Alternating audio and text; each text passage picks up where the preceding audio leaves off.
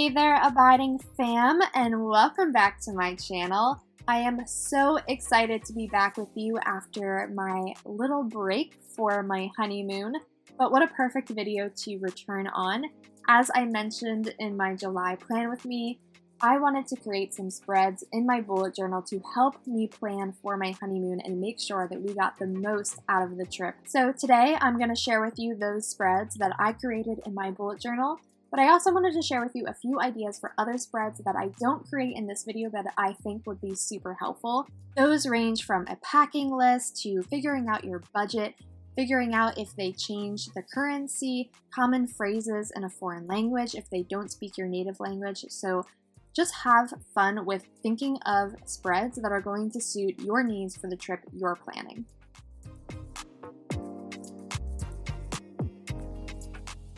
The first page I wanted to do was just have fun and draw and create a nice cover page to kind of separate the vacation spreads from the rest of my bullet journal. So that's what I'm doing here. And I had this great sticker that said Paradise Vacation Adventure, which seemed to perfectly align with everything I wanted my honeymoon to be. So I just went ahead and did a frame around that, doing some really fun tropical flowers and leaves that really plays off of my whole St. Lucia Island tropical themed July spreads that I did. So if you haven't checked out that video, make sure that you go back and watch that one, because I think you'll also get a lot of ideas in that video of how to incorporate the place that you're traveling into your bullet journal.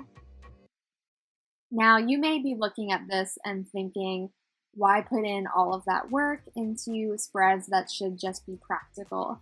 But my thinking is that in many ways, when we're planning a trip, the anticipation, in fact, there's actually research on this, the anticipation is almost as enjoyable as the experience itself. And so if doing a little doodle of the Eiffel Tower to prep you for going to Paris is going to make you even more excited about it, I don't think there's anything wrong with that. So just have fun with your cover page and do something that's going to really make you think of that place and get you excited about your upcoming trip. The next spread I'm doing over on the right is going to be our flight information. So I just drew out some really simple lines to separate our flights. We have arrival and departure with two different boxes for the two flights we're on because we do have a layover in Miami. So I just wrote out all of our information regarding the flights. And I did make a mistake on this page. I started writing American Airlines again, where I should have been writing the time of the flight. So the way I handled this mistake is I just created a doodle. I essentially brought in the tropical leaf doodle that I had over on the left page, so I'm replicating those same types of doodles over on the right, so it helps tie it all together. And so that was just a really easy, creative solution to the mistake that I had made. So rather than scratch an entire page, guys, and get upset with yourself for making a mistake because, hello, you're human, it's okay to make mistakes, we all do it. Just give yourself a little bit of grace, sigh if you need to, and then move on and think of a creative solution to solve it. That's really the best advice I can give you, is just keep moving forward, because that's how we progress, that's how we improve. All right, so these next two spreads are honestly the most important for me for planning a trip, and it's basically just a list of everything that I've researched in one place. So I have created on the left, this is going to be my place to write down all of the things to do that have interested me in my research. So I look on TripAdvisor, I looked on reviews in the Airbnb that we were staying at. In their reviews, there were a lot of tips and ideas for things to do in the area. And then, of course, I also looked at Pinterest and had a ton of pins about top 5 things to do in St. Lucia and 10 beaches to check out in St. Lucia, all of that. So instead of having all of those other people's lists to go through, I really wanted to compile all of that information into my own list of the things that most interested me to check out. And so that is where this page comes in. And of course I needed to make it a little pretty and did the same kind of silhouette pattern that I did in my July plan with me. But ultimately, guys, this page is all about the practicality. It's not super pretty beyond that banner because it's all about how it functions. So for our trip, I divided the page into two different categories. The first was things to do, and the second was places to eat because, let's be honest, the best part about traveling is indulging in all of the local cuisine. So those were my two main areas that I wanted to focus on in listing out the research that I had done. And I also wanted to create a key that would help me identify the best places to go to on a specific day. So maybe one day we wanted to save a little bit of money, and so I made sure to identify whether something was free or cost more, and basically just worked that out in a nice key at the bottom, as you can see there.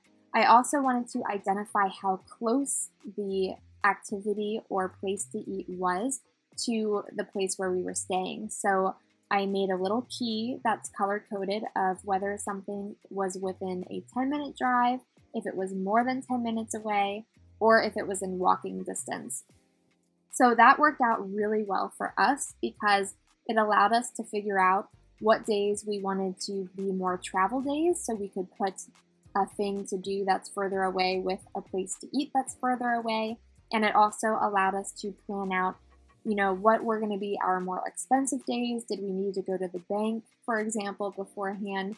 And then to also plan out, okay, this day we're just hanging out at the Airbnb, so maybe this day we want to go to a restaurant that's in walking distance. So that's the information that we found really helpful to keep track of, using the key to kind of identify places that were close, places that were far away, things we really wanted to do, and then of course the cost of them as well. But let me know in the comments if there are other things you think would be really helpful to keep track of related to things to do or places to eat that would help you identify when to do it and how to map out your week.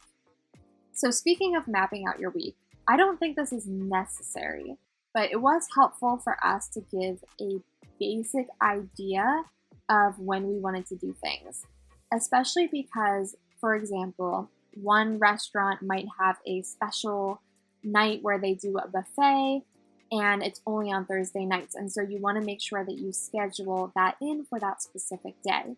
You also might want to do an activity where you need really nice weather, and so you'll need to plan out your day around the weather as well. So we found it helpful to just break down our week into AM and PM and pencil in a very rough idea of when we wanted to do different activities and eat at certain restaurants if that applied as well. And especially because you want to try and group things that are close together on the same day. And so it's just helpful to map things out ahead of time, but know that it's likely to change. It certainly did for us. That calendar week is now filled with so many crossed out days and arrows pointing to other days. It's an absolute mess, but that's okay because we got in everything we wanted to do, and part of that was because we had that calendar to help us map it out. Now what I'm doing is creating a very, very simple page, which is just going to be a highlights page.